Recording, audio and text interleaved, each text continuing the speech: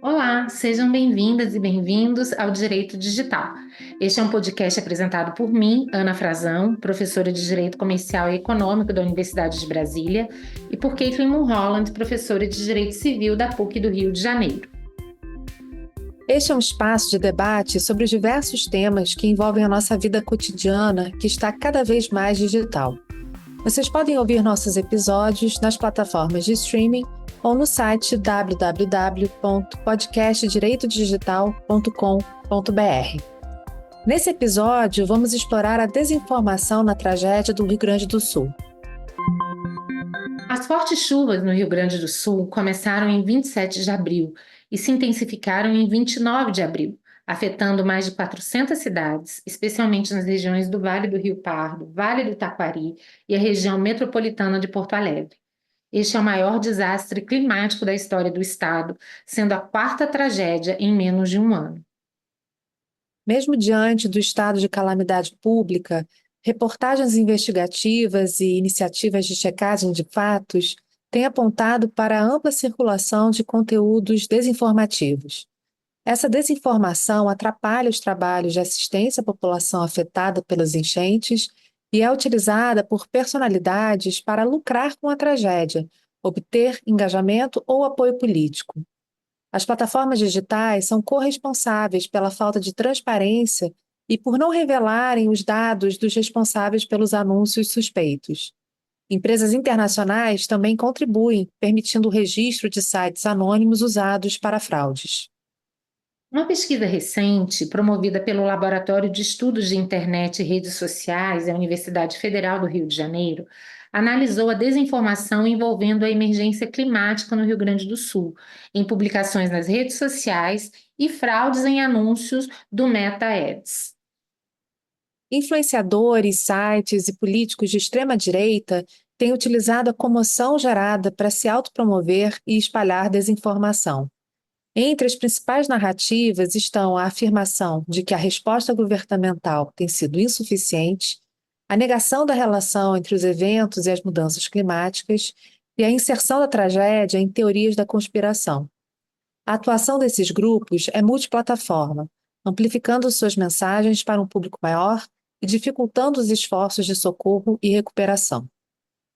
Segundo a pesquisa, a desinformação foi disseminada de maneira orquestrada por meio de diversas plataformas, incluindo redes sociais, vídeos, imagens e conteúdo pago nos anúncios do Meta Ads. Influenciadores beneficiam-se dessa orquestração multiplataforma, amplificando suas mensagens para um público maior. A pesquisa identificou 351 anúncios fraudulentos realizados por 186 anunciantes. Esses anúncios utilizaram técnicas de engenharia social para promover produtos e informações falsas, visando obter renda ilegal e causar danos patrimoniais e morais. Sites falsos de arrecadação, imitando o layout do site Vaquinha, foram utilizados para fraudar doações. A pesquisa sugere que a falta de regras claras para o ambiente online facilita a disseminação de desinformação e fraudes. Recomenda-se uma maior transparência e responsabilidade das plataformas digitais e empresas internacionais que permitem o registro de sites anônimos, além da necessidade de políticas públicas robustas para prevenir e combater a desinformação climática. No episódio de hoje, vamos abordar o impacto da desinformação no enfrentamento de calamidades públicas como as que estamos enfrentando no Rio Grande do Sul. Para falar dos desafios do ponto de vista do governo, temos um convidado especial, o coordenador nacional do programa Brasil contra a Fake, George Marques. Pois é, Caitlin, a gente teve a oportunidade de ter contato com o George e submeteu a ele algumas perguntas que são muito importantes para a nossa conversa de hoje. A primeira delas diz respeito a qual seria o principal desafio enfrentado pelo governo federal no combate à desinformação sobre a tragédia gaúcha. Vamos ver o que ele tem a falar. Olá, professora Frazão, professora Caitlin. Obrigado pelo convite, é uma honra estar aqui neste espaço com vocês. E respondendo sua primeira pergunta, O desafio do governo federal é fazer com que a resposta íntegra das ações da gestão federal, da administração pública, cheguem nas pessoas. Porque o que a gente percebeu é uma onda de fake news deturpando a atuação do governo federal no Rio Grande do Sul. E foram diversas fake news que buscaram atrapalhar essa atividade. E aí a gente tem algumas questões a se observar. Primeiro, que muitas dessas fake news, elas tratavam o governo como ausente da tragédia, no socorro à população. E isso é totalmente falso, porque desde o primeiro dia das enchentes, o governo federal, através dos seus diversos órgãos e ministérios, estavam prestando auxílio, tanto auxílio no âmbito de pessoas ajudando no resgate dos desabrigados, desalojados, quanto no auxílio financeiro. Então, essa preocupação do governo federal, ela se eleva no sentido de que você está aí diante de uma tragédia onde as pessoas estão numa situação de vulnerabilidade social, que perderam tudo, perderam casa, familiares, animais, enfim. Tudo que a pessoa construiu numa vida, ela perde, e aí ela se depara diante de uma fake news, de uma desinformação, que pode prejudicar e muito esses gaúchos. Porque a pessoa já está diante de uma situação de vulnerabilidade. Então chega uma fake news dizendo que o governo não está ajudando, de que não tem ninguém ali para socorrê-la. Imagina só como é que fica a mente dessa pessoa. Então é algo extremamente complicado de se agir, porque ela atrapalha inclusive quem está lá na ponta ajudando. A gente tem um exemplo bem recente dessa fake news do Rio Grande do Sul, no sentido de que vazou uma informação de que teria rompido um dique e as pessoas começaram a evacuar suas casas. Depois de alguns minutos, de algum tempo, percebeu que não tinha havido rompimento de dique nenhum.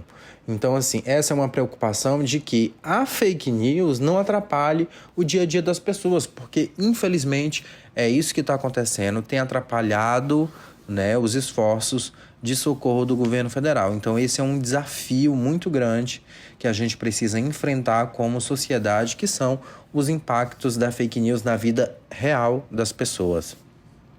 É interessante, né, Caitlin, que isso mostra que muito mais do que uma questão apenas política e ideológica, em muitos casos a desinformação atrapalhou de fato a verdadeira logística, impossibilitou, dificultou doações, salvamento de pessoas e tantas outras coisas, né? Sem dúvida. E é importante a gente sempre falar sobre isso e ouvir quem está na linha de frente, do governo, é, vendo como as coisas estão acontecendo de fato, informar as pessoas que esse tipo de conduta, por mais que possa se considerar, ou as pessoas possam considerar eventualmente como algo que é desimportante, na verdade tem um impacto relevante na vida das pessoas que estão sofrendo por essa crise climática, por esse evento catastrófico. Exatamente. A gente também perguntou para o George se, para além dos agentes políticos que possuem uma agenda ideológica, por que há tantos influenciadores propagando desinformação e o que essas pessoas ganham com isso? Vamos ouvir a resposta dele. Porque a gente tem visto diversos influenciadores num processo de produção maciça de fake news. Qual é o interesse? Quem está por trás dessa agenda de desinformação? Quem lucra com essa desinformação? Não são só essas pessoas que estão propagando, porque a gente tem que analisar e fazer uma discussão aí com a sociedade de qual é o papel das plataformas nessa propagação de fake news. Porque elas estão lucrando com desinformação, inclusive. Desde patrocinados que estão sendo aprovados em suas plataformas para que isso seja divulgado, quanto pelo algoritmo que potencializa essa desinformação. Então, assim, é complicado porque são dois agentes que a gente observa aí nesse lucro desinformativo, que são os influenciadores, que monetizam os seus espaços, e as próprias plataformas que acabam também ganhando de tabela. Então, eu acredito que seja um problema duplo, que a sociedade, isso não é uma questão de governo, isso é uma questão da sociedade brasileira que ela precisa enfrentar. E, por fim, a gente perguntou para o George de que maneira influenciadores e políticos de extrema-direita utilizaram a tragédia das enchentes para se autopromover e espalhar desinformação. Gente, foram de diversas maneiras. A gente viu aí esses perfis na internet utilizando essa tragédia como um trampolim. Ora por um interesse político, ora por um interesse financeiro para monetizar a sua própria tragédia, ora indo na onda de outros propagadores de fake news e desinformação. Então, o que a gente está vendo é uma onda de desinformação que impera na sociedade brasileira e que a gente precisa enfrentar. Onde que estão os normativos jurídicos que nos auxiliam nisso? E aí a pergunta que tem que se fazer é: o arcabouço jurídico que já temos hoje no país é suficiente? Acredito que não. Porque a gente tem visto que isso está sem controle. E a desinformação, ela tem atingido as sociedades mundo afora de diferentes maneiras, né? Impactando eleições, impactando a própria democracia de diversos países. Olha só o que o processo de desinformação fez no Brasil a partir da fake news e de todo esse processo desinformativo em relação às urnas eletrônicas. Então, assim, é preciso uma dose de consciência, de sensibilidade, de responsabilidade dos produtores de conteúdo. Hoje, os veículos de imprensa, eles têm essa responsabilidade. Se você é citado ali numa matéria, num veículo, você pede um direito de resposta. Numa rede social, a gente consegue pedir sempre um direito de resposta quando você tem a sua imagem maculada? É essa questão de responsabilização, que é um desafio que a gente precisa enfrentar urgentemente. Caitlin, realmente é preocupante que a gente precise voltar a um assunto que não é novo no podcast, a gente já tratou dele em diversas oportunidades, especificamente no projeto do PL, das fake news, mas também em vários outros casos, mostrando quanto a desinformação e essa adulteração do fluxo informacional vem prejudicando não só indivíduos, mas a sociedade de uma maneira coletiva.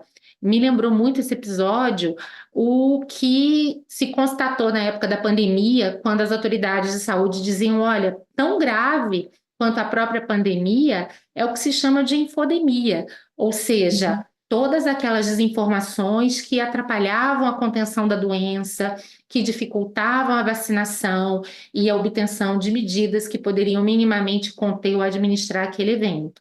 Mais uma vez, diante de uma tragédia, a gente está diante de uma situação semelhante. Sim, sem dúvida, Ana. Agora, eu acho que a diferença entre uma pandemia que pegou todo mundo de surpresa e que, obviamente, por ser, né, uma situação em que não é tão visual a tragédia, né? Quer dizer, obviamente, a gente teve contato com o número de mortos, etc. Mas eu acho que a diferença principal é que, nesse caso da desinformação no Rio Grande do Sul, ficou tão evidente o malefício, né, dessa desinformação. Foi uma situação tão absurda, né, que gerou realmente, né, a impossibilidade, em alguns casos, de chegar ajuda humanitária para pessoas que estavam de fato precisando, né, por conta de notícias que eu chamaria, né, não são notícias levianas, são notícias que foram divulgadas com a intenção de causar danos, de verdade, né? Então, é óbvio, né, que a gente tem um ponto de vista jurídico, regulatório aqui, né, mas eu acho que, para além disso, a gente tem que pensar numa questão humanitária mesmo, né? Temos que pensar em regulação, temos que pensar, eventualmente, em sanções a serem aplicadas às pessoas que realizam, né, esse tipo de comunicação inverídica, mas, mais do que isso, acho que agora a gente tem que pensar realmente, eu vou usar esse termo, né, na maldade humana, né, no fato que as pessoas utilizam de uma tragédia, de uma verdadeira tragédia, para impor pautas políticas por meio, né, da divulgação de notícias falsas, em cima de uma situação que é tão dramática, né, que faz com que a gente pense realmente, né, que não existe limite para a maldade humana. Desculpa falar essas palavras fortes aqui, mas eu acho que a gente tem que pensar também para além da questão jurídica aqui nesse momento, né? Sem dúvida nenhuma, Caitlin. A gente percebe que hoje o fluxo informacional é muito propício, ele é muito amigável para essas pessoas, mas e que, portanto, pretendem espalhar essa desinformação. Ela já não tem os freios morais e, portanto, não tem os constrangimentos para praticar esse tipo de maldade, mesmo quando sabem que aquilo pode se dar às custas de vidas humanas. E, Uhum. além da inexistência de freios morais, a gente não tem nenhum outro tipo de freio, nem freio jurídico, nem um freio de arquitetura das redes e das plataformas no que diz respeito ao fluxo informacional, para conter minimamente esse fluxo informacional. E, aliás, vale muito a pena aproveitar essa oportunidade para, mais uma vez, elogiar o trabalho do NetLab, que nos apresenta sempre pesquisas muito atuais e que possibilitam realmente um mapeamento muito interessante do que vem acontecendo aqui.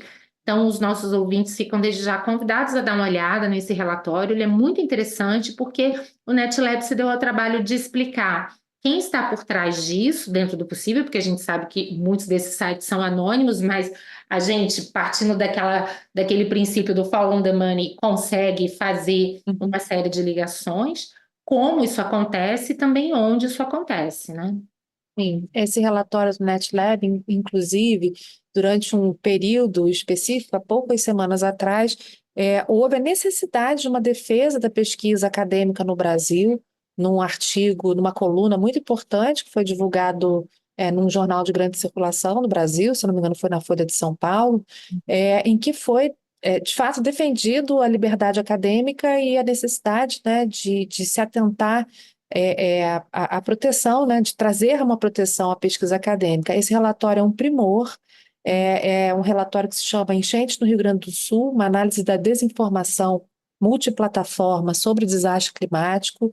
Ele foi feito de uma forma bastante, com muito cuidado, uma metodologia, uma abordagem metodológica muito precisa, e eu acho que realmente é o tipo do documento que todos deveríamos ler, né, para entender que a gente está diante, não é de um achismo, né, não é de uma mais uma teoria sem fundamento, mas de fato uma pesquisa científica acadêmica que foi realizada e que identificou as narrativas de desinformação que estavam sendo veiculadas no momento, no exato momento em que a tragédia no Rio Grande do Sul estava acontecendo. Então, parabéns ao NetLab, parabéns à independência acadêmica, independência de pesquisa que eles vêm desenvolvendo há tanto tempo, e esse relatório, de fato, é um primor. Deve ser lido por todos que têm interesse no tema.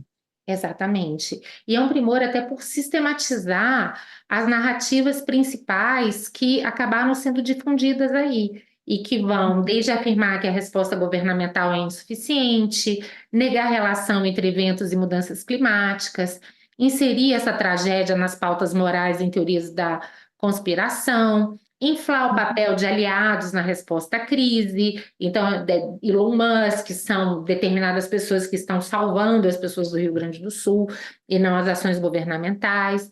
E, além de tudo, se beneficiar da tragédia através de autopromoção, pedidos de doações e inúmeras fraudes. E a gente percebe, né, Caitlin, que nesse amontoado aí de críticas ao governo, de teorias negacionistas e conspirações, a coisa vai andando e assumindo uma proporção realmente muito grande. Sim, e a gente tem aqui que lembrar, né, sempre, já que a gente agora, voltando um pouco, né, já que nós somos juristas e voltando um pouco para o mundo do direito, né, Ah, o fato da gente ter essas narrativas de desinformação, né, como aparece no relatório do NetLab, né, o fato de existirem essas narrativas se deve também à inexistência no nosso país de uma regulação que seja, de fato, né, que gere de fato a necessidade das redes sociais, das plataformas de notícias, dos aplicativos, né, de uma forma mais geral, de darem transparência em relação não só, né, a titularidade daquela página, né, a quem financia, a quem realiza essas postagens, mas também da realização de uma efetiva edição, uma efetiva é, é, controle editorial, moderação. uma Eu, moderação. eu ia falar controle editorial, mas de fato assim, Tá o bom, provedor ele não é editor, é né? verdade. Mas de fazer uma moderação a posteriori, né? De Sim. verificar de fato, quase como se estivesse fazendo uma checagem, né? como a que o Jorge faz, né, no Brasil contra a Fake, mas como se estivesse fazendo uma checagem de fato do conteúdo, da veracidade desse conteúdo. A gente não tem essa regulamentação ainda. Eu acho que é Sim, justamente por isso que a gente corre o risco, né, de sermos bombardeados cotidianamente com esse tipo de notícia para já inicialmente para nós gera um impacto. Eu fico imaginando para pessoas que não têm acesso, né, eventualmente a toda essa teoria a respeito de fake news e toda a forma, né, como as redes sociais funcionam e que sim. aquilo que pode estar sendo lido não é verdadeiro. Ou seja, é de fato um desastre em cima de um desastre, né? Exato, porque obviamente que o problema se potencializa diante do déficit de cidadania digital da maior parte dos brasileiros. Então, Uhum. muitos, aliás, é um déficit de cidadania em todos os Todos desdobramentos, os né? sentidos. E em alguns Uhum. casos, realmente mais enfatizando a questão digital. E é o que você falou, né, Caitlin?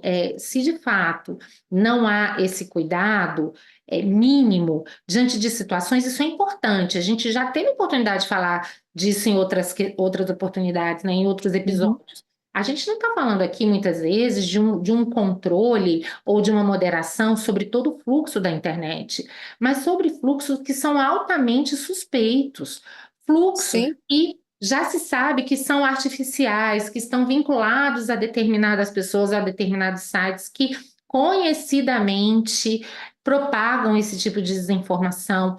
Isso é muito importante para deixar claro que o que se espera muitas vezes das plataformas, do ponto de vista de transparência e desse controle de curadoria, e é importante você falar isso mesmo, é uma curadoria, não é propriamente um controle editorial, Uhum. é exatamente que elas façam aquilo que já é possível, que é exequível. Não é algo que seja absolutamente impossível, inexequível, que vai comprometer o Uhum. modelo delas. Até porque na prática elas já fazem essa curadoria e elas têm mil mecanismos de identificação dos fluxos que são disfuncionais, ou pelo menos aqueles que são claramente disfuncionais, a começar por esses que se privilegiam ou se aproveitam do anonimato, e a gente sabe que a Constituição brasileira veda o anonimato. Então, se por um Uhum. lado a gente tem uma ausência de regulação específica, por outro também a gente percebe que é uma dificuldade muito grande de se aplicar aquilo que já existe, tanto em termos de previsões constitucionais, como também daquilo que já existe em termos de marco civil da internet, a discussão que já tivemos a respeito do artigo 19, sobre sim que medida ele isenta plataformas de responsabilidade por conteúdos impulsionados, conteúdos pelos quais a Uhum. plataforma está ganhando, dispositivos como os que estão previstos no Código de Defesa do Consumidor, ou seja, é claro que um problema dessa magnitude exige uma regulação específica, mas o que a gente percebe é que até aquelas regulações que já existem, que de alguma forma poderiam dar soluções, que de alguma maneira resolveriam, se não todos, mas pelo menos parte do problema, acabam sendo totalmente negligenciadas pelas Sim, plataformas. sim. O que eu acho impressionante, Ana, já que a gente está falando também dos anúncios, né? O próprio estudo da NetLab, ele identifica, e aí, por isso que eu acho que isso é importante, né? A gente não está fazendo um trabalho de adivinhação. A gente está fazendo um trabalho, quer dizer, a NetLab fez um trabalho de pesquisa em que identificou situações que poderiam muito bem ser identificadas, seja pela Meta, seja pelo Google, no que diz respeito aos chamados anúncios fraudulentos ou contas inautênticas, enfim. E o próprio anúncio, né, a gente a própria pesquisa da NetLab já indicou, né, que entre o dia 6 e 8 de maio foram identificados 351 anúncios fraudulentos que foram realizados por 186 anunciantes. E Uhum. por anúncio fraudulento, né, a gente pode considerar todos aqueles em que existe um pagamento ou um impulsionamento, né, que a gente chama, né, nas redes sociais de impulsionamento, um impulsionamento por parte desses anunciantes que anônimos, que podem muito bem ser anônimos ou anonimizados, né, e Uhum. que utilizam de algum tipo de técnica realmente que permitem alcançar pessoas que podem ser rapidamente influenciadas e, ao mesmo tempo, podem rapidamente, né, propagar esse mesmo tipo de informação para uma rede enorme de pessoas, né? E Exato. geralmente esses anúncios eles vão causar algum tipo, ou vão gerar algum tipo de renda para o anunciante, renda essa, né, de exploração de vulnerabilidades, ou Uhum. até mesmo podem causar algum tipo de dano para, quer dizer, para individual, para a sociedade, sem dúvida nenhuma, mas individual para a própria pessoa. E isso é fácil de identificar. Exato. Não é algo, né, na pesquisa que foi feita, né, se a NetLab consegue identificar esse número de contas inautênticas, de anúncios fraudulentos, e se consegue identificar o tal do comportamento inautêntico, né, Sim. para além do conteúdo fraudulento, né, como as vaquinhas inexistentes, as vaquinhas em fraude, enfim, se numa pesquisa a gente consegue identificar isso, não é possível que num provedor de aplicação grande como Meta, como Google, não seja também possível essa avaliação, ainda que a posteriori, se não feita a priori, a posteriori, para que possa realizar essa moderação e indisponibilizar imediatamente um conteúdo que tem uma natureza potencialmente danosa para a sociedade. E naquele momento específico do Rio Grande do Sul, para uma comunidade que está absolutamente vulnerável, né? Absolutamente Então, vulnerável. a gente pode pensar num dano de natureza coletiva que sendo gerado, amplificado, na verdade, por conta da disseminação dessas notícias. Disseminação essa que eu acho que tem que ser, né? Na verdade, deve haver uma corresponsabilidade, sem dúvida alguma, das plataformas que têm a capacidade de verificar esse comportamento inautêntico, que têm a capacidade de verificar a existência de anúncios fraudulentos, de notícias inverídicas, etc., etc. Eu acho que esse é um ponto que é importante, né? Para além da questão do debate sobre fake news, liberdade de expressão, anonimato, eu acho que é importante a gente considerar que, tecnicamente, é possível a uma plataforma grande identificar a Sim. existência desse tipo Como a gente já falou, né? Bot não tem liberdade de expressão, perfil anônimo, em princípio, a gente também está colocando fora dessa discussão, porque a própria Constituição quer uma liberdade de expressão identificada e responsável, e para além Uhum. desse fluxo inautêntico que você muito bem mencionou, a própria pesquisa do NetLab, ela consegue chegar a influenciadores de carne e osso que poderiam ser Sim. vistos como gatekeepers ou agentes com uma grande importância nessa rede. E ela chega, inclusive, a mostrar nominalmente vários deles, Pablo Marçal, Eduardo Bolsonaro e tantos outros, mostrando como eles se tornam nós, por assim dizer, importantíssimos dessa rede de desinformação, que vai se Uhum. retroalimentando, até chegar na tiazinha do Zap, né? Até que a É tiazinha, como a gente fácil. fica, né? Exatamente, comece a disseminar isso, muitas vezes até sem uma má intenção, a gente percebe que existem grandes agentes que já são figurinhas conhecidas, que ganham Uhum. muito dinheiro ou que estão a serviço de muitos interesses políticos para participar desse tipo de jogo ou estratégia. Então, é claro que a plataforma, numa situação como essa, se o NetLab conseguir identificar, como você disse, certamente que a plataforma também conseguiria.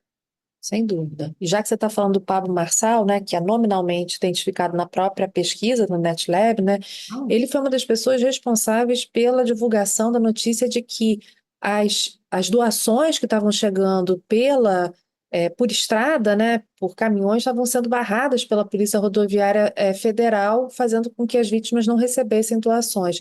Isso é de uma maldade sem tamanho, né?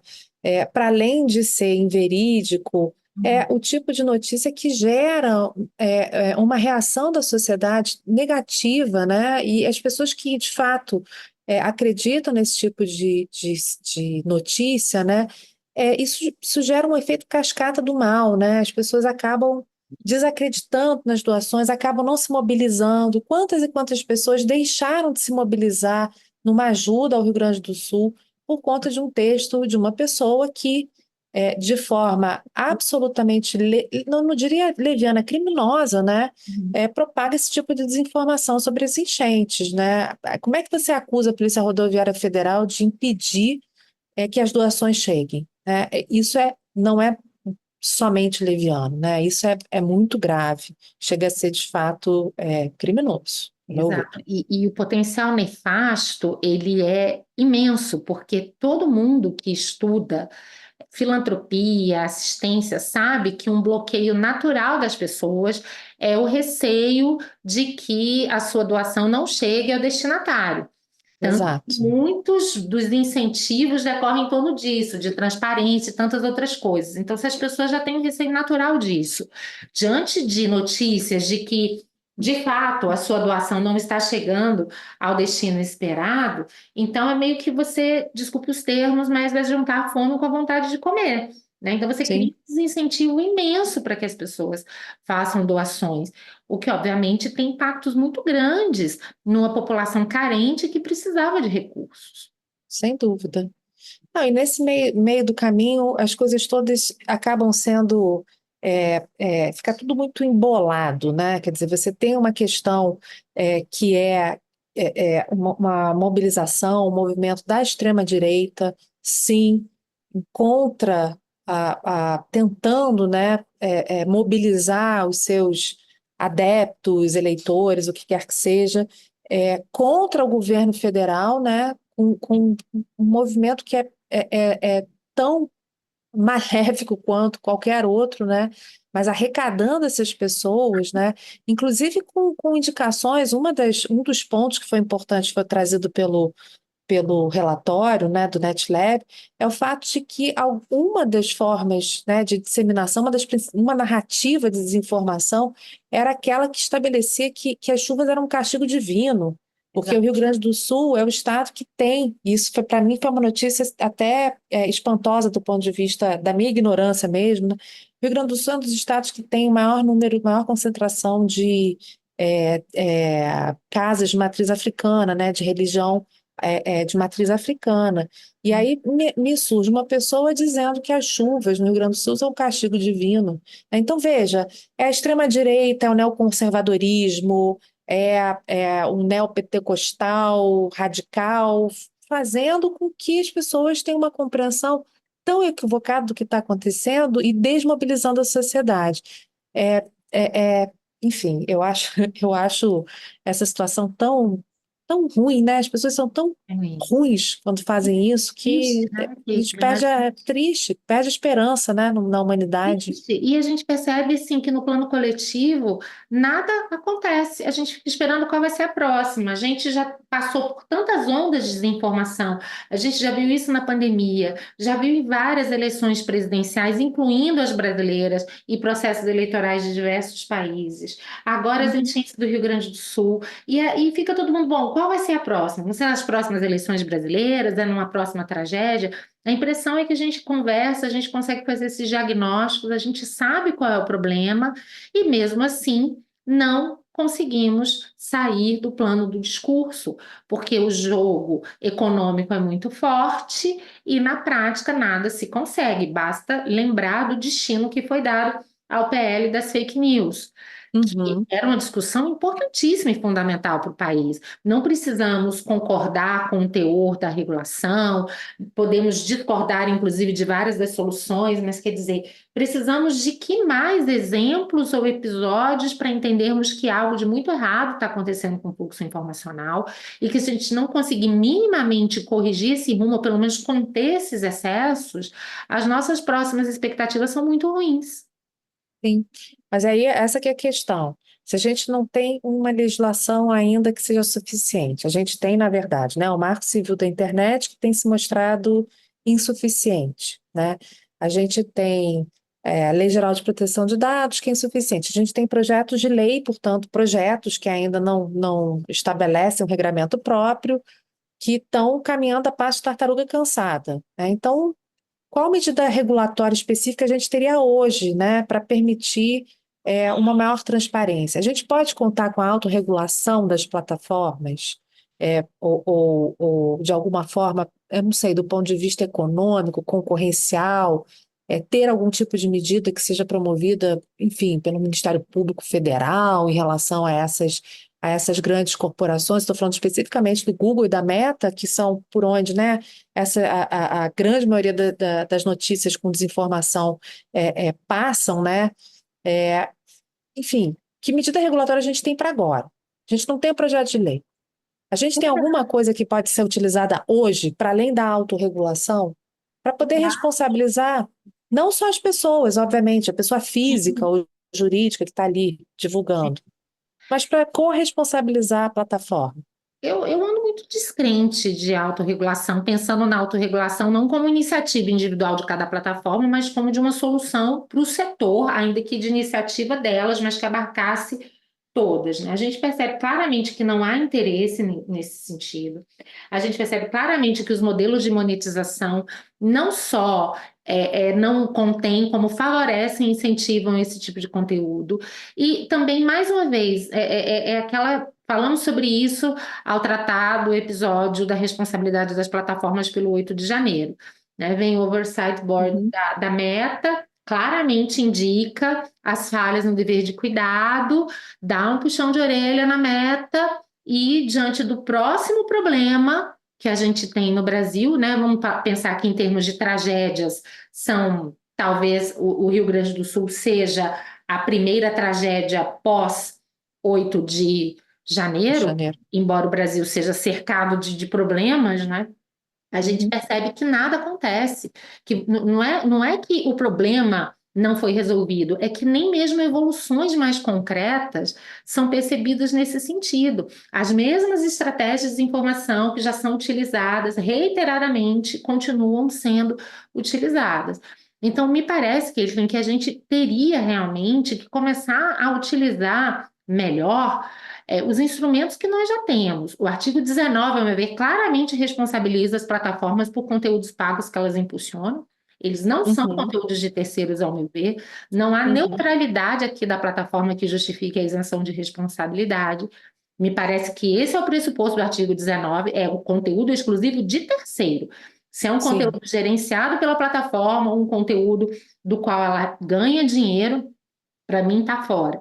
Qual a defesa do consumidor? Idem, né? Estamos falando de uma relação de consumo que ela tem com o seu usuário. E em muitos casos, até é a discussão de publicidade abusiva pura e simples. Em outros, falta do dever de cuidado que as plataformas, como prestadores de serviços ao consumidor, precisam obedecer. Então, me parece que entender um pouco melhor a regulação que já existe sobre isso e principalmente pensar em mecanismos de enforcement é fundamental. Eu não vejo, com toda sinceridade, perspectivas positivas ou otimistas para resolvermos isso a curto prazo via autorregulação e com o Congresso que nós temos atualmente, não me parece que tenhamos uma regulação de plataformas, a exemplo do PL das fake news, tão cedo. E aí você falou uma coisa interessante, né, Ana, sobre o artigo 19 do Marco Civil da Internet. Só para localizar novamente os nossos ouvintes, né, o artigo 19 do Marco Civil, ele trata da responsabilidade da plataforma pelo conteúdo que é inserido na plataforma por um terceiro. Então, por exemplo, eu resolvo ir no Facebook e compartilho algum tipo de notícia, minha mesma, ou faço algum tipo de comentário que possa ser atentatório à honra da Ana. E a plataforma, ela não tem qualquer tipo de gestão ou moderação prévia desse conteúdo, mas, através de uma avaliação judicial prévia, um juiz, até inclusive numa liminar, né, num pedido antecipado, ele pode considerar que o discurso por mim realizado é abusivo e notificar a plataforma para que ela indisponibilize aquele conteúdo sob pena de se corresponsabilizar. Isso é muito diferente do que a Ana acabou de falar. A Ana está falando o seguinte: se o conteúdo é impulsionado, se ele é pago, se a plataforma ela tem algum tipo de benefício em decorrência da divulgação e da amplificação daquele conteúdo, ela deixa de ser uma partícipe indireta e passa a ser diretamente responsável. Então, o artigo 19 não se aplicaria nesse caso específico. O que se aplicaria realmente é a regra de responsabilidade, né, que existe para todo e qualquer fornecedor de serviço. Vai lá para o Código de Defesa do Consumidor e aplica diretamente, não é isso? É exatamente isso. Vamos lembrar, inclusive, que o artigo 19, tal como está, ele foi impugnado em sua constitucionalidade perante o Supremo Tribunal Federal. O Supremo ainda não decidiu isso, mas, ao meu ver, a questão não precisa passar pela inconstitucionalidade desse artigo, pela declaração de inconstitucionalidade. Basta que a gente compreenda a dimensão dele, que é exatamente, eu não posso responsabilizar a plataforma por um conteúdo em relação ao qual ela é neutra, mas Uhum, devo responsabilizá-la quando, como você bem disse, ela participe direta na veiculação desse conteúdo. E ainda vamos uhum. lembrar, né, Caitlin, que para além da discussão dos conteúdos pagos, impulsionados, etc., a gente precisa lembrar que o artigo 19, ele não é uma ilha. Ele precisa ser Não, interpretado de forma sistemática com o ordenamento jurídico brasileiro. É por sem essa dúvida. razão que o Superior Tribunal de Justiça, diante de um caso que era conteúdo de terceiro mesmo, em que o pai, é uma questão que violava o Estatuto da Criança e do Adolescente, o pai havia pedido que a plataforma excluísse o conteúdo, ela se negou a fazê-lo sob o argumento de que somente seria obrigada a fazer essa exclusão diante de uma ordem judicial. E o que o STJ entendeu? Você vai se responsabilizar mesmo assim, porque existe um Estatuto da Criança e do Adolescente, existe um princípio da melhor proteção a essa criança e adolescente, e diante da gravidade da denúncia que você recebeu, você sabia claramente do conteúdo ilícito, você não pode se furtar a suprimir aquele conteúdo simplesmente em razão da inexistência de uma ordem judicial. Então vejam Uhum. como há soluções possíveis e viáveis no ordenamento. Separar o que é conteúdo em relação ao qual a plataforma é neutra e conteúdos em relação aos quais ela não é neutra já é fundamental, porque, ao meu ver, nesse caso, já delimita o âmbito de aplicação do artigo 19. Mas mesmo Uhum. quando a gente vai aplicar o artigo 19, a questão é que a gente tem que interpretar esse artigo em conformidade à Constituição, em conformidade às diversas outras leis, o que faz com que, Uhum. em várias situações, principalmente diante de interesses públicos altamente relevantes, criança e adolescente, uma tragédia como a do Rio Grande do Sul. Ou seja, há inúmeras situações em que esse dever de cuidado teria que existir independentemente de ordem judicial. Caso não é que a gente esteja negando vigência ao artigo 19, a gente está fazendo uma operação hermenêutica que é inerente ao raciocínio jurídico, é interpretar uma lei de maneira compatível com outras leis do sistema que muitas vezes se aplicam à mesma situação. Lembrando aqui da briga Elon Musk e Alexandre de Moraes, né? O Alexandre de Moraes na decisão dizendo que a internet não é terra de ninguém. É verdade, a gente tem que considerar isso. Existe todo um ordenamento que já é eficiente ou eficaz, ou já é aplicável para situações como essas. Ou seja, mas vou fazer aqui o papel de advogado-diabo.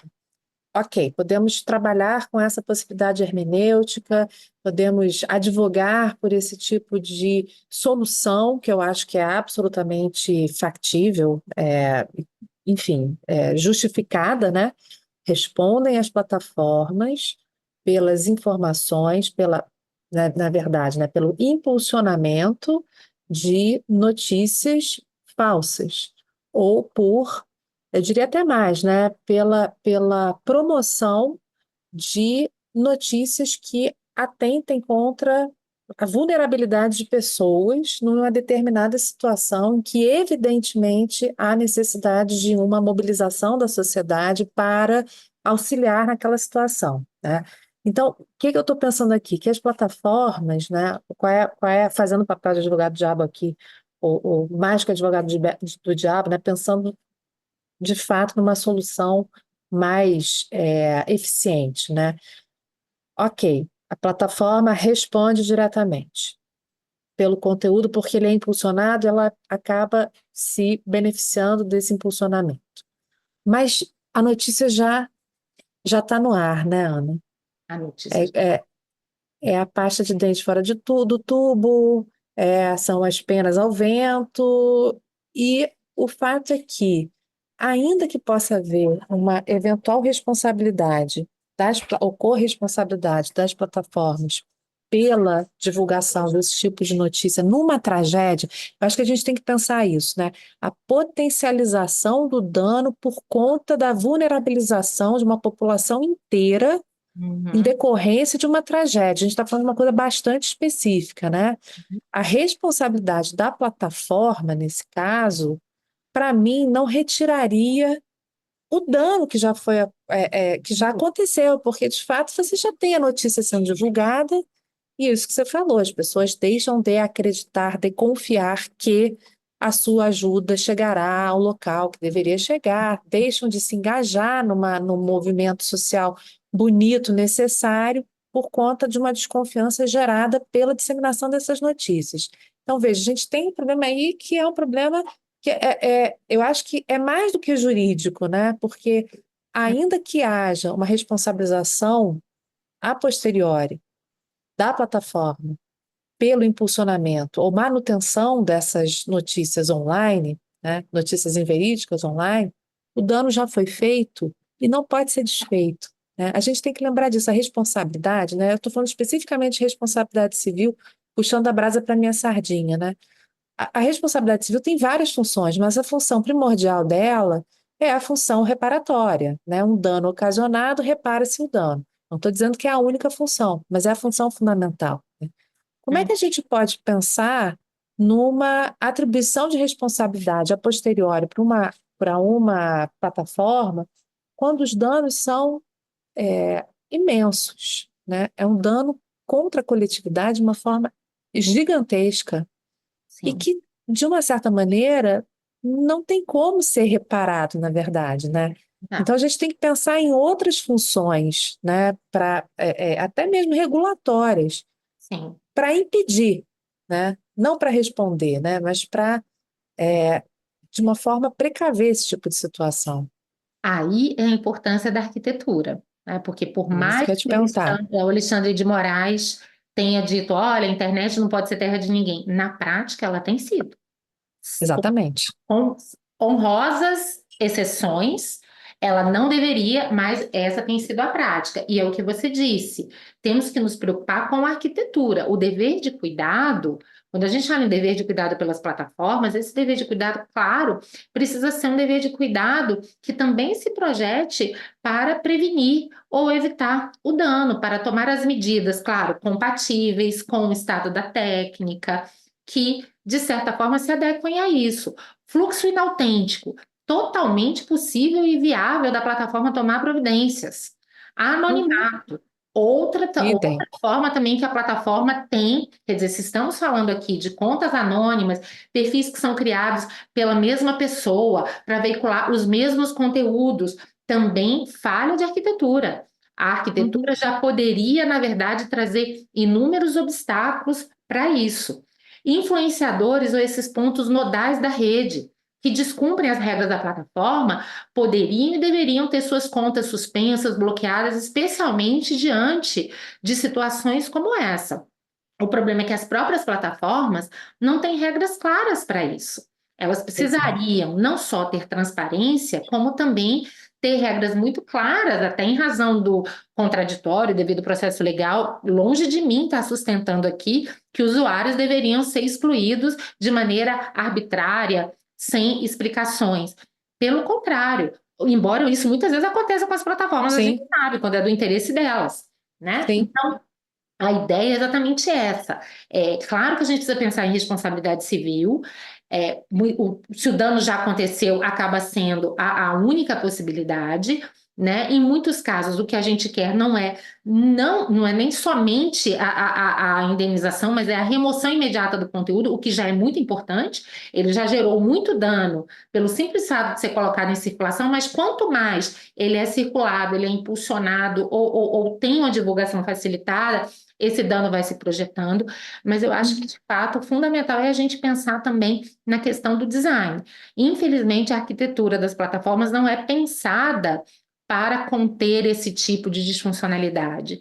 Ela sim, não é desenhada de forma compatível com o dever de cuidado mínimo que deveria ser exigido delas. E repito, ninguém está querendo aqui transformar plataformas num sensor universal, que é esse o argumento que elas vão sempre dizer.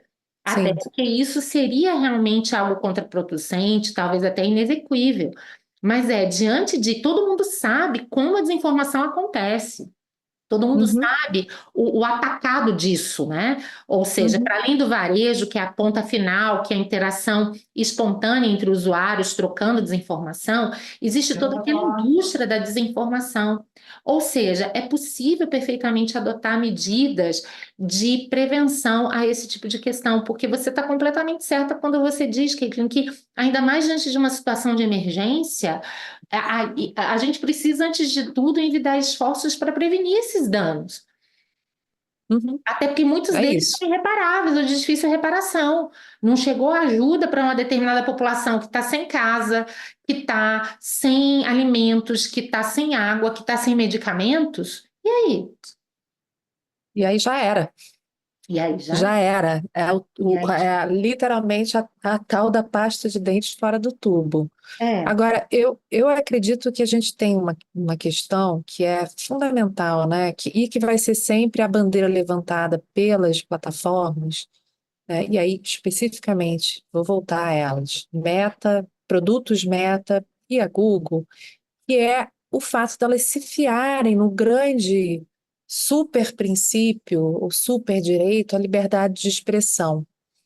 Esse é um argumento, né, que aí é a faca de dois gumes, né, que a gente tem no STF, né, é o veneno que eles próprios estão bebendo, eles próprios, os ministros, né, a corte, na verdade, está bebendo agora, que é o fato de que uma defesa do direito à liberdade de expressão com caráter preferencial, e aí eu me refiro especificamente ao voto do ministro Barroso, ao voto do ministro Dias Toffoli, ao voto da ministra Carmen Lúcia, cada um deles num caso diverso, né? A ministra Carmen Lúcia no caso das biografias não autorizadas, o ministro Toffoli no caso do direito ao esquecimento, é, cada um dos ministros, em votos diferentes, acabaram sustentando, naquelas situações específicas, obviamente a gente não está falando de plataforma, mas num posicionamento muito firme em favor desse caráter preferencial da liberdade de expressão, importando, né, um valor que é tipicamente norte-americano e que foi desenvolvido para outra realidade Uhum. diversa, né? É uma realidade que é fora da realidade das redes sociais que a gente tem hoje. E eu falo do veneno porque, ao fim e ao cabo, levantar essa bandeira no judiciário, na última, né, na Corte Suprema de um país, gera uma munição, realmente, para as plataformas dizerem: olha, o próprio judiciário brasileiro já considera que o direito à liberdade de expressão tem um caráter preferencial, e ele só pode ser afastado em caso de prova de abusividade. Quando, nesse caso da rede social, eu acho que a gente deveria inverter a forma, né, o raciocínio.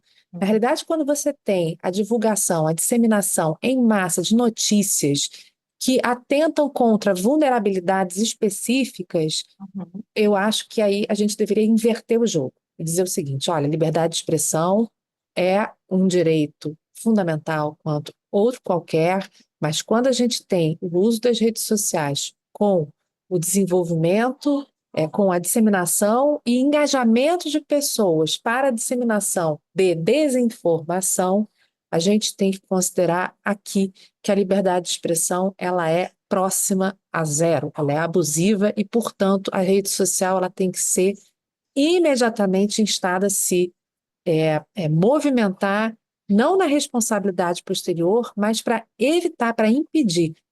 Arquitetura, sem dúvida nenhuma, mas rapidamente um posicionamento firme, né, do judiciário mesmo, dizendo: você não pode fazer isso e você será chamado a uma responsabilidade anterior mesmo, né, para fazer essa filtragem, né?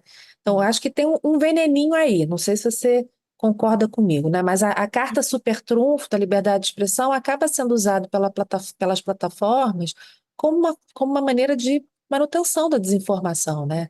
Exato. É, Mas aí eu concordo plenamente com você. A primeira coisa que a gente tem que realmente pensar muito sobre o abuso de liberdade de expressão no atual contexto. Até porque, mesmo nessa teoria americana, que é tão ampla, a gente sabe que quem grita fogo em um teatro lotado se parte da premissa de que a pessoa não está no exercício regular da liberdade de expressão. E em muitos Exato. casos, o meio virtual, o discurso, é uma linha muito tênue entre o discurso e a ação. Então, quem faz ou divulga uma desinformação, muitas vezes está incitando ações que são Sim, fundamentais e que vão poder prejudicar. Então, esse é um ponto importante. Segundo ponto, que concordo com tudo que você falou, mas eu queria acrescentar um outro pontinho. Eu acho que em muitos casos essa discussão ela nem é mesmo pertinente. Porque, veja, se a gente parar para pensar, liberdade de expressão é a garantia de cidadãos, ela foi pensada para pessoas naturais, de carne e osso, para assegurar que no espaço público ela está ligada a garantias democráticas, a manifestações no espaço público, etc. A rigor, eu me pergunto se até a gente pode cogitar de uma liberdade de expressão para pessoas jurídicas na mesma extensão de pessoas naturais. Agora, uhum. isso é uma questão. A gente talvez possa ficar horas aqui discutindo sobre isso. Agora, uma coisa é certa: não há liberdade de expressão para bots. Ah, não, de jeito Nem nenhum. se cogita, né? Não há De jeito nenhum. liberdade de expressão com anonimato, porque a própria Constituição exige a vedação do anonimato. Então, eu acho que, para além de uma série de reflexões sobre o conteúdo da liberdade de expressão, os limites diante de um mundo tecnológico, em que muitas vezes o discurso incita a ação de uma forma automática e muito fácil, eu acho que a gente também tem que repensar se a liberdade de expressão não está sendo utilizada de maneira muito oportunista por esses agentes, para Sem situações dúvida. nas quais a gente nem deveria cogitar. Eu tenho até um artiguinho que eu coloco assim: vamos parar de invocar a liberdade de expressão em vão, porque é um pouco a sensação que eu tenho quando eu vejo essa discussão aplicada a situações nas quais eu falo, não, pera, aqui não é nem cabível falar em liberdade de expressão. Se Uhum. estamos diante, né, pelo menos de um fluxo autêntico, aí a gente vai discutir se estamos diante de liberdade de expressão ou não, se é abuso ou não. Mas se esse fluxo é artificial, e outra, se esse fluxo é comercial, se estamos diante de publicidade, olha, publicidade abusiva é publicidade abusiva. A própria lei Sim. já diz que isso não é liberdade de expressão. Então, a gente tem que saber capitular melhor essas diferentes hipóteses, porque, em muitos casos, ao meu ver, a gente está inflando o discurso da liberdade de expressão. Então, é um pouco o que acontece com o artigo 19, né? Talvez a gente esteja inflando esse artigo, possibilitando uma aplicação dele para justificar a isenção da responsabilidade das plataformas até quando a hipótese está fora do âmbito de incidência desse artigo. Me parece que a gente tem feito algo semelhante em relação à liberdade de expressão. Eu concordo com você. Agora, vamos pensar aqui do ponto de vista prático. Vamos. Para gente finalizar nosso papo aqui, que é o seguinte: bom, temos um desastre, a gente não vai nem entrar no debate se é um desastre, se é uma crise climática, se era ou não possível identificar, nem nada. Mas temos uma situação de emergência humanitária. Existe uma mobilização da sociedade no sentido de acudir as pessoas que estavam naquela situação de absoluta necessidade. No exato momento em que existe a veiculação desse chamamento da sociedade para ajudar, existe a divulgação de notícias que vão contra essa ajuda. Você não acha que nesse caso especificamente, em que você tem a necessidade da ajuda humanitária, qualquer tipo de discurso que seja contrário deveria ser proibido? Eu estou pensando nisso. Não tô querendo censurar a crítica, não, porque a crítica deve existir sempre. Olha, o Estado do Rio Grande do Sul teve possibilidade de se movimentar e não movimentou, e verbas foram cortadas. Isso é uma questão que pode ser debatida, sem dúvida nenhuma. Mas a partir do momento que existe uma mobilização social nesse sentido, vamos ajudar qualquer tipo de notícia que possa ser considerada como atentatória ou que pode impedir esse tipo de auxílio, deveria ser moderada, a priori. Não estou falando da crítica social, não. Sim.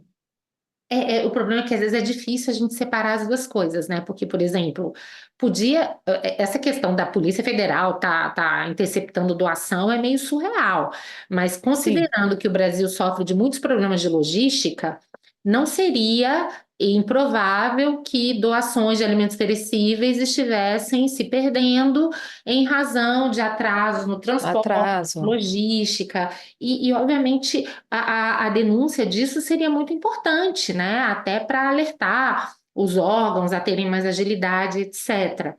Então, eu confesso que eu tenho um certo medo de uma restrição excessiva à crítica, porque muitas vezes essa crítica pode ser procedente, pode ser inclusive instrumento de aperfeiçoamento daquelas soluções, né? Agora, dito É, isso, o que a gente percebe é que, para além dos casos que poderiam dar margem à dúvida, a gente tem casos absolutamente falsos, né? Que foram, na verdade, divulgados sem nenhuma evidência empírica, de uma maneira, como você disse, praticamente criminosa, sem realmente nenhum tipo de lastro.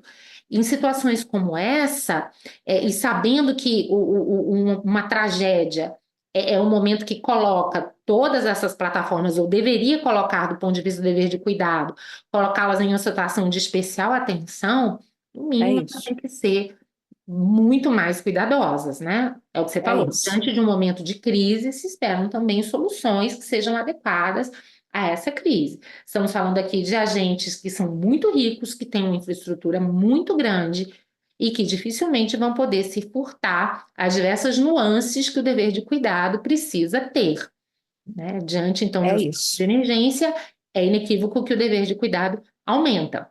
E aí a gente volta aquele problema. Ainda que eu entendesse que o artigo 19, como regra, exige a ordem judicial, será que numa situação de emergência a plataforma recebe uma denúncia de uma informação absolutamente estapafúrdia que está impedindo muitas vezes a chegada de mantimentos ou o fluxo normal de doações? Aí ela vai falar: não, não vou fazer nada porque não tem ordem judicial. É isso. Acho que existem situações em que a gente pode determinar ou delimitar essa emergência na atuação da rede social, né, na identificação e na moderação mesmo, na curadoria, como você disse, de conteúdo. Isso tudo para permitir que a ajuda humanitária chegue onde tem que chegar, da forma rápida, como tem que ser. A gente só espera, né, Caitlin, que essa seja a última vez que a gente volte a falar desse assunto sem expectativas, que talvez num outro contexto a gente já consiga ver um gerenciamento mais responsável e mais humanitário desse fluxo informacional diante de situações de tragédia, que, como a gente viu, são potencializadas pela desinformação. Então, você tem a tragédia real e outra tragédia que é causada pela desinformação. É isso, Ana. Bom, acho que o recado está dado e, mais uma vez, a gente recomenda a vocês vivamente que vocês conheçam o relatório da NetLab sobre as enchentes do Rio Grande do Sul, um primor de documento, e quanto mais a gente fizer veicular esse tipo de pesquisa acadêmica, eu acho que mais a gente vai atender a realmente uma função social da pesquisa, né? Uma função da educação, educacional mesmo. Então, fica aí a dica para a leitura desse relatório e a gente vai ficando por aqui, desejando para vocês aí que vocês tenham um ótimo mês e agradecendo aí por ouvirem nosso podcast. E se lembrem que vocês podem ouvir nossos episódios também nas plataformas de streaming ou no site www.podcastdireitodigital.com. Nós nos sentimos muito honradas com a sua audiência e mais ainda se vocês puderem também compartilhar esse episódio com amigos e familiares em todas as redes sociais. Muito obrigada e até a próxima. Até a próxima.